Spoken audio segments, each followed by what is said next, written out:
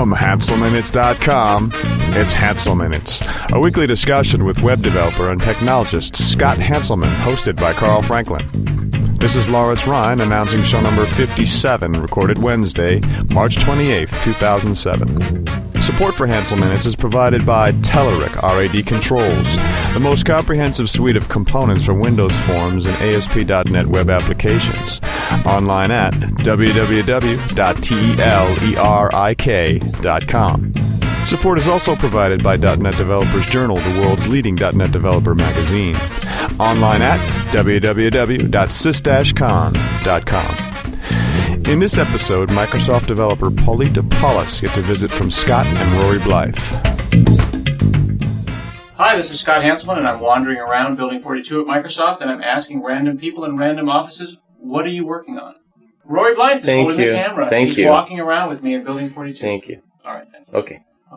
Hi, how are you? Hi, I'm doing pretty well. How are you? I'm Polita Paulus. Polita Paulus? Polita, yeah. Polita Paulus. Fantastic name. What kind? Is that Greek? What is it? It's not Greek. It's, the first name is Mexican, and the last name is German. I was so wrong in every possible way. That's an appropriate HR question to ask on Channel 9. Well, I actually do it all the time. I'm really curious, just because we got people from all over the world. I get Greek, actually. A lot of people guess Greek. Huh. Okay, well, fantastic. I don't feel that bad then.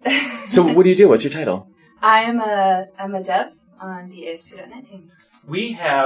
That's your dev, like you program. I do. We found one. Okay, so the deal is this. There is a 10-to-1 ratio of program managers to devs at Microsoft. It's a little-known fact. You could potentially own a feature as a PM, and you have only 1/10 of a developer's time. We didn't know that devs existed. We haven't found any. We did. We found one. Left and right. Now I own the feature for the group program manager of the unit. You actually code for a living. I actually code for a living. You don't own any features or manage any programs or products? Well, I do own features. But devs own features. Oh, this is fantastic. This is fantastic. What feature do you own? I own... Do you own a namespace? I don't. I own parts of a namespace. Okay. I don't. Our namespace is system.web.ui.webcontrols. That's correct. Wow, that is huge. That's actually huge. That's huge. I wish I could say I came up with it, but I didn't. That is a great namespace. What do you do? What do you code in? I mean... I code in C#, and I own the data features for ASP.NET. So I wrote the grid view and details view and the form view. You wrote the grid view? Yeah? Are you familiar with it? That's so awesome. That actually is... I can't believe it. We just walked in here. We're totally walking around. Have you used it? Or are you just saying that? Yes. Okay, good. Yeah. I taught people how to use it. I went through a whole thing where I was just teaching people how to use it. Awesome. Well, thank you. Cool. I'm an ASP.NET hardcore all day long. Yeah, great. Yeah, and then another dev and I kind of designed the data interface with Object Data Source and SQL Data Source. Object Data Source? Yeah. That was you? That is cool. I love Object Data Source. It's like a greatest hits show. It is kind of fantastic. I love it. And the B-side, XML Data Source? Yeah, that's right. Well, the Object Data Source, it allowed for that abstraction that was, kind of... that was a bit difficult to do. So how much influence as a dev do you have on the design? I mean, are you sitting down and designing out the experience and the UML and how this thing's going to create? Or does someone do that and you just turn the crank? No. We design almost the whole thing. We have a very strong program manager that we work with, and it's literally like 2 or 3 of us will sit down and talk everything out, and talk about property names and argue stuff over and arm wrestle about what's the best thing. Whoever wins, and then who conceives of something like that? Who says, man, the thing that we're missing, Object Data Source. Who does that? And then tells you, and then you go, oh, yes. And then you get excited about it. When does that happen in the process? Largely, nobody tells us what's missing. We know our customers really well, and we say, we need Object Data Source. We need this thing that can just bind to people's code. And so we prioritize it, and we build it, and it's really fun. We're working on stuff for Orcus. You have pattern cubes, too. Pattern cubes. She's got freaking 6 of them. Pattern cubes. Wow. Initial dynamic rendering control data. Wow. Yeah, that was a feature that made it into a CTP, but not quite a final release. They're the names are so... You must not have come with... They're so pretentious. I mean, they'll give some really complicated name, method and system for bidirectionally data binding and control of a template. Well, they have to be specific. They couldn't just put Object Data Source on the cube, because that would be too obvious. That's not the Object Data Source. That's the bind statement. The bind... You have a patent for the bind for bind, open parent, closed parent. Yes. Without getting too, awesome. Potentially stuck in the legal stuff. Do you know, I mean, I don't do patents myself, or I'm not one of the smart people here. So when you do those, is it more to protect us rather than to, use it like to lord over other people? I always feel like we do patents to protect ourselves. I think it's a little bit of both. We do it to protect ourselves and to kind of claim ownership over something that we feel is unique. Mm-hmm. But I think it's also to make sure that is ours in the future, that we don't have a lot of features that we're giving away for free. Yeah, because I think users sometimes have the idea that we're just like trying to patent everything so that we can, be like a big bulldozer. But I don't think we're doing that. I mean, we do it to protect our IP, really, is what it comes down to. I've been here 8 years and I've got 6 of these. It's not that common. We don't patent we saw Vance's office. Have you seen his office? No. Vance Morrison? He sits on a cube of cubes. That doesn't sound comfortable. He's got like, I don't know, it's like 14 of them? He had quite a few. They were stacked in a pyramid. It's cool. Every time I see someone with cubes, I get excited because it's cubes, Yeah. Cubes mean he did something good, I'm starting to think of something to say. I'm starstruck. With ASP.NET it is actually pretty cool. We got very lucky. I worked on a book with a guy named Bill Evian and Devin Rader for Rocks called ASP.NET. Cool. Professional ASP.NET. It's pretty. We appreciate it. Thank you. Never heard of the book. No idea. I might have it, or I might have given it away, but it used to be up there. Might have given it away. Doesn't need it. She She wrote it, Scott. She doesn't need it. No, I know. But see, if I knew her before, it would have been a better book. Now, did it bother you that we reflect into your code to get into your mind, or would you rather that we just would you rather that you could give away the source? Oh, that's interesting. Because we reflect. We feel the source is available anyway. It's a reflector. Well, absolutely, we don't mind that you reflect. Reflector. You must be. The guy that wrote Reflector, sits down the hall, right? Yeah, we're looking for him. Yeah, he's usually around. I think it's great that people look in the code and figure out how to do stuff on their own. It's almost like an enabler to make you more independent. You don't have to send mail to somebody at Microsoft, and if you don't get your answer off the forums, you can find it yourself. So you did the XML data source also? I didn't do the XML data source. He's across the hall. We'll go find that guy. Yeah. Because I want to know why it doesn't support namespaces within XPath. Oh, you can't use the XML data source with any document that has a namespace. I don't know the answer. Yeah, no prefixes, nothing. Yeah. It's a call out in the book that says, here's what you know what? He's sick today. Oh. Now he's sick. Namespace prefixes. He's totally gonna appreciate me. No. But how did you coordinate? Like, you've got one person doing the XML data source. You obviously want to have a overarching group of data sources, and they all want to behave the same way. Right here. Wow! It's a cube! Reference. Also, there's a patent for the creation of that, the management of that. Yeah. Wow. That's fantastic. Yeah, so Alon, the guy who wrote most of those, and I spend lots and lots of time. Yeah. See, this is turned into a love fest. They're heavy. We need to get back into the content. What's that made out of? I probably think it's granite? Yeah. My countertops are made. Yeah, mine too.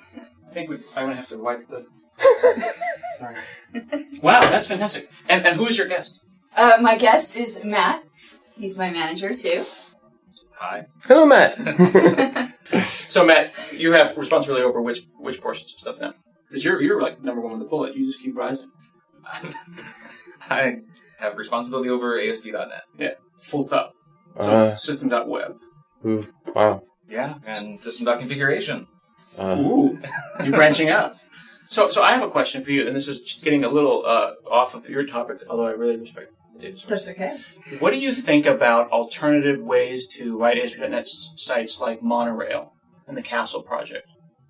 I don't know enough about Monorail and the Castle project. So, and this is not like a troll, and I'm not trying to kind of like come at you from the side, but you know that there are people out there doing crazy, wacky stuff with HTTP handlers and HTTP modules and stuff like that. Mm-hmm. When someone builds something on top of it, like Monorail is a Rails-like framework, an MVC framework, based on an HTTP handler, and it's an alternate lifestyle that runs within ASP, the .NET work process. When you hear about something like that a person's built a whole other parallel universe, there's an evil Spock, there's an evil Matt with a goatee doing this kind of work, do you go, hey, that's awesome, fantastic, or do you kind of think, well, I wish they really understood pages and the whole what we were thinking? Is there kind of a sense of no? It's not have they done something evil. It's what is it that they're they're driving at. So for example, they might say that we really wanted a really true MVC style Model 3 framework, and that the code behind just didn't give us the kind of separation that we wanted. They felt that the markup and the code behind are so married, partially because of the way ASP.NET 1.1 had that kind of uncomfortable derivation situation. That became very nice with the partial classes stuff, but they felt that the idea that you can't reuse a code behind with other markup without some serious dancing. You can always do stuff, but without some dancing. When they do stuff like that, do you want to kind of bring them back into the fold and explain to them, like, this is what we were thinking? Or do you think that's great if they want to build that on top of it and they're using the stack? Cool. I take it beyond that. I look at it and go, okay, we have the page framework and controls architecture is somewhat heavyweight. And the control tree and the whole pre-render process is non-trivial. And if they say, what I really wanted is a model view architecture, and I want it this way, I say, I'm not looking to convert them back to some other architecture. I look at it and go, are there ways that we should be building something closer to that? So how do you do that? So here you've got people like the Rails guys in the Ruby world that have just a very different view on things. And I know that there's the what was the generator that someone just did? It was a Blink. Yeah. Is that you? That was me. Oh! That was you? That was me. See? Scott, you want to tell the audience real quick? Or why don't you tell the audience? Who did it? So that's an example. So here's an example of someone Sorry, Matt. doing the alternative lifestyle thing within the team itself. Is this your way of kind of sending a message like, there's a totally different way of thinking about it? Yeah, we really welcome the creativity, and what we see in the industry of people coming out with new things are their way of telling us what they want to see in ASP.NET, and that's how we get to figure out what people want. And we knew there was an area where people wanted to show their data, and they didn't want to spend a ton of time kind of exposing their data and wiring up lots of data sources. They wanted something that could get them started really quickly, and also we wanted a chance to show off this new technology called Blink that we were building. So that's what Blink did. It was a command line generator, really simple, no UI or anything, that just says, here's, you show me your database, and I can show you pages that'll let you insert, update, delete, sort, filter, all those things that should just work. It's like Rake, just do it. Yeah, just like Rake, yeah. And when you're done, you should have a website that works really well. And that's up at ASP.NET, www.asp.net. It is, yeah. BLINQ. BLINQ, yeah. The hits keep coming. Can I say something at this point? I just thought your question was really interesting because, it is on our stack, so that's good. That's a good thing. So they're building on our stack. But I used to work kind of in the Java world. That's what I did before coming to the Microsoft side of things. And, the Java kind of method was to build your own framework. You often just kind of went ahead and built your own framework, and you didn't use the supplied tools. And the Microsoft world is typically people use the supplied tools. They don't typically build their own framework. So this is actually kind of a fairly new thing in Microsoft land. I think it's nice because like C# and VB and Boo and IronPython and the stuff that John Lamb and the Ruby CLR guys are doing. This is all just saying that, Babel is kind of okay. Diversity is all right. There are languages that are clearly more expressive than others. But in the ASP.NET world, early on, it was just such a monolithic thing, and that people can be encouraged to do Blink or Monorail or whatever else. That we support that. That tells me that there could potentially be a future for Blink beyond just being a curiosity or a CTP or a sample that just kind of sits there. It could be an alternative way of thinking about how to do stuff in ASP.NET. Yeah, we hope so. Yeah. And that the evolution of Blink is that the team that does our designer is looking at building perhaps a wizard in the future where maybe you could choose your tables and it'll do something like Blink. Cool. The .NET CF has some tools like that, sort of, where you can generate an entire .NET CF app from a database. Well, really? Sort of. A lot of the plumbing is done for you. It's actually pretty cool. And, Well, that gets into the whole topic of where can you find your contract, right? Like we talked about this offline, the idea of, we call it contract exploitation. Right? If your contract it's in CLR metadata and you want to generate fan out from there, or is it your database, or is it an XML file? Model driven development, right? Here's kind of what I'm trying to say, and then I can generate the database, generate the pages, and generate. What can't you generate? Right. If you have to write anything that could have been done by the computer. Sure. And you could imagine, generating waveforms apps, or generating Avalon apps, or generating, lots of different things, there's no reason that UI layer can't be switched out for other UI layers. Yeah, I think that's probably a teaser, and we'll leave it there. Well, thank you both for talking to us on Channel. Thank you so much, for accommodating us and our just sort of barging in sort of a mode here. But That was fun. I'm totally stoked. I am too. Well, good. Thanks, guys.